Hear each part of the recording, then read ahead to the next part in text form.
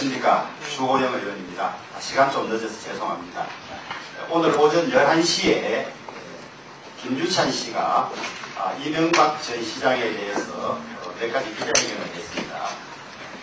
그 기자회견에 대해서 허구이라는 점을 몇 가지 크게 반박을 하도록 하겠습니다.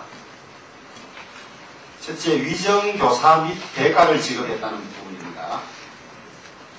김유찬 씨는 오늘 기자회견을 통해서 위정의 대가로 교부받은 금품 수수 내역서라는 문건을 자료라며 오늘 공개를 했습니다. 그런데 발표한 자료는 사실과 전혀 맞지 않는 것입니다. 자료에 의하면 김유찬 씨가 96년 11월 이광철 씨로부터 5,500만 원을 받았고 97년 1월에 다시 이광철 씨로부터 1,000만 원을 받았다고 적시하고 있습니다.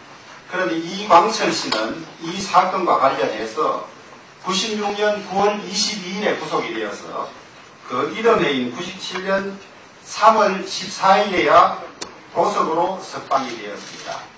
따라서 김유찬 씨가 이광철 씨로부터 돈을 받았다고 주장하는 5,500만 원과 1,000만 원을 받았다고 주장하는 시점은 이광철 씨가 교도소에 수감되어 있는 시점이기 때문에 있을 수 없는 일입니다. 그래서 이 문건 자체가 전혀 믿을 수 없다는 것을 여러분들이 대반 알 수 있으실 겁니다. 그 다음에 상암 DMC 입찰과 관련된 사항입니다.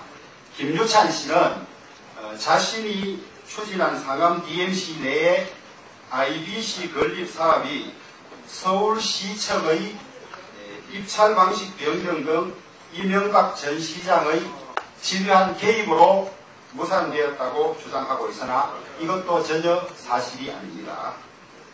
김유찬 씨는 입찰 방식이 변경되었다고 이야기를 하고 있는데 애초부터 이 사업은 공개 경쟁 입찰로 추진이 되었습니다.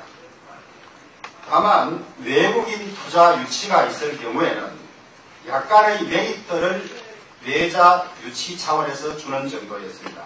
따라서 외국인 투자 유치를 전제로 한 수의계약 방식이었다는 주장은 전혀 사실과 다릅니다. 특히 이 사업과 관련해서 김유찬 씨 측의 회사는 규정이 정한 입찰 보증금조차 내지 못한 자격 미달의 회사였으며 또 당시 김유찬 씨의 나이 아메리카 컨소시엄을 포함해서 KS 종합건설, 랜드마크 컨소시엄 사업 등 입찰에 참여한 모든 회사가 유찰이 되었습니다. 김유찬 씨의 회사를 의도적으로 배제하기 위해서 서울시나 이명박 전 시장 측이 개입했다는 주장도 이런 사실관계에 비춰보면 전혀 사실이 아닙니다. 이 점과 관련해서 당시 담당 국장이던 서울시 산업국장 최령씨, 현재는 SH공사 사장입니다. 따르면 이 문제로 김유찬 씨를 만난 사실이 있지만 당시 김유찬에게 사업 입찰 방식 변경을 언급한 바가 전혀 없으며 김유찬 씨는 일방적으로 96년의 선거법 위반 사건과 관련된 이야기만 늘어놓았다고 정언하고 있고 이 점은 확인해 줄 수 있다고 말하고 있습니다. 다음 96년 선거법 위반 폭로의 동기와 관련한 부분입니다. 96년 폭로 동기와 관련해서 김유찬 씨는 국민회의 측 이종찬 전 의원 측에 3억을 요구한 사실을 모두 부인하면서 순수한 동기에 따른 양심선언인 것처럼 강변해 왔습니다. 그런데 이는 이미 언론과 검찰 수사 등을 통해서 명백히 확인된 사실조차도 부인하고 있는 실정입니다. 김유찬 씨는 외국에 갔다가 공항에 들어오면서 바로 검찰에 연행이 되어서 검찰로 직행이 되었습니다. 거기에서 검사에게 3억을 본인이 요구했다고 진술을 했습니다. 외국에 나갔다가 들어와서 검찰에 진술하는 동안 이명박 전 시장 측의 누구와도 만날 수 없고 교사할 수 있는 사정이 아니었습니다. 이와 관련해서 김유찬 씨는 96년 10월 11일 이전에는 국민회의 이종찬 측에 3억 원을 요구했다고 검찰에서 진술했다가 일주일이 지난 10월 17일에는 기자와 인터뷰를 통해서 검찰이 성가시게 요구해서 알아서 하라고 했더니 검찰이 내용을 조작 발표했다고 하는 등 수시로 말을 바꾸고 있습니다. 검찰 조서에 3억 원을 요구했다는 점이 분명히 기재되어 있는 것으로 알고 있고, 이에 근거해서 검찰이 수사 발표를 하면서 이 점을 발표했던 것입니다. 거기에 대해서 당시 국민회의 측은 사실무근으로 명예훼손으로 고발하고 법정 대응을 하겠다고 발표는 했습니다만은 끝내 고소하지는 않았습니다. 다음 녹취록 관련입니다. 김주찬 씨는 며칠 전부터 위정교사 문제와 관련해서 이를 증명할 관련자 녹취록 또는 확인서를 확보한 것처럼 말해왔지만은 이 또한 바로 오늘 밝혀진 바와 같이 사실이 아닌 걸로 밝혀졌습니다. 또한 그가 확보하고 있는 녹취 내용도 위정교사를 증명하지 못하는 무가치한 내용입니다. 녹취의 시점과 관련해서 오늘 현장에 계신 여러분들이 확인한 녹취 내용에 의하면 1차 기자회견 전후에 녹취를 확보한 것이 아니고 한나라당 측에서 관련 증거를 요구하니까 어제 다급하게 녹취를 시도한 것으로 확인이 되고 있습니다. 내용도 통화자는 김유찬 씨의 유도성 발언에도 불구하고 견해에 거의 동조해 주지 않았으며 거의 대부분은 김유찬 씨의 일방적인 주장이 녹취된 것에 불과한 것으로 확인이 되고 있습니다. 다음 이재창 의원실 근무 경력과 관련해서는 김유찬 씨는 당시 이명박 의원실에서 나와서 이재창 의원실의 보좌관으로 채용이 되었는데 이후 이명박 전 시장 측의 개입으로 이재창 의원실에서 해고되었다고 주장하나 이도 전혀 사실과 다릅니다. 이재창 의원에 따르면 당시 김유찬 씨를 이재창 의원실의 보좌관직은 물론 어떤 직으로도 채용한 바가 없다고 이재창 의원이 확인을 해주고 계십니다.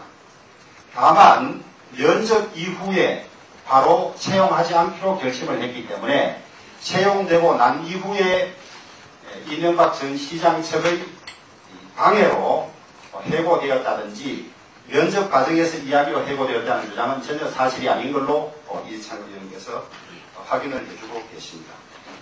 그 다음에 위정교사와 관련된 부분에 대해서 추가로 말씀을 드리면 논지를 정확히 알 수는 없지만은 상대방 변호사가 자기에게 신문사항을 주었기 때문에 미리 위정을 유도한 것이다. 이런 취지의 발언으로 이해를 합니다.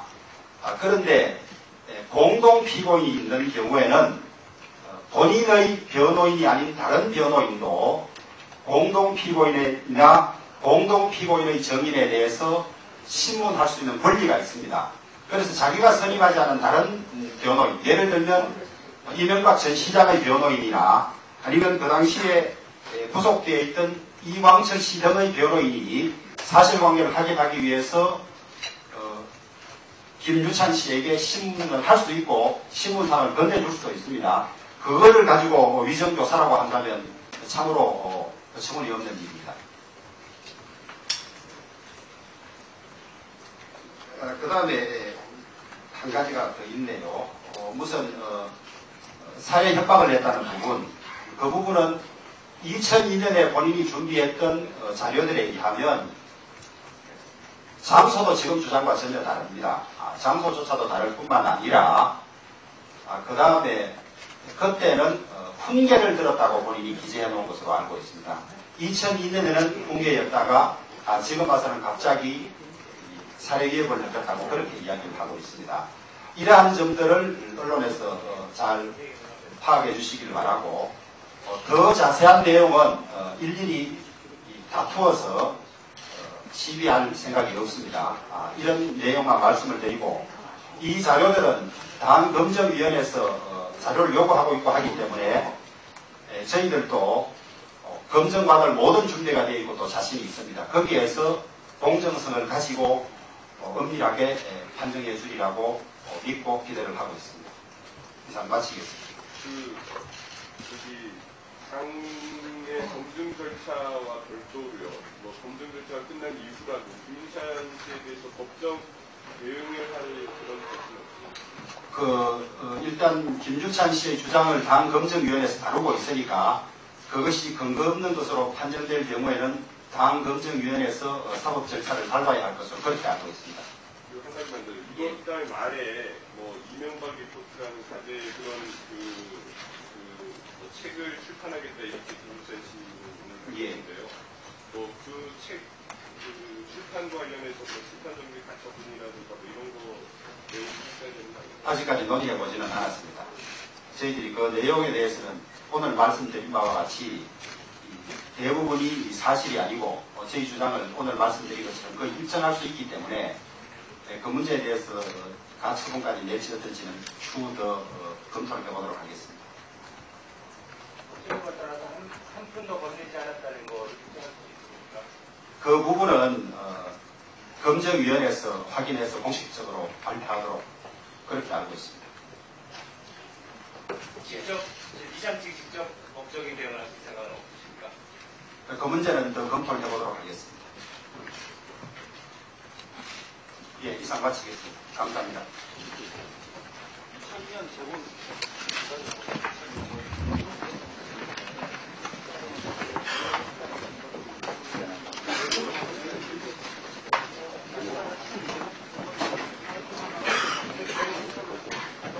하나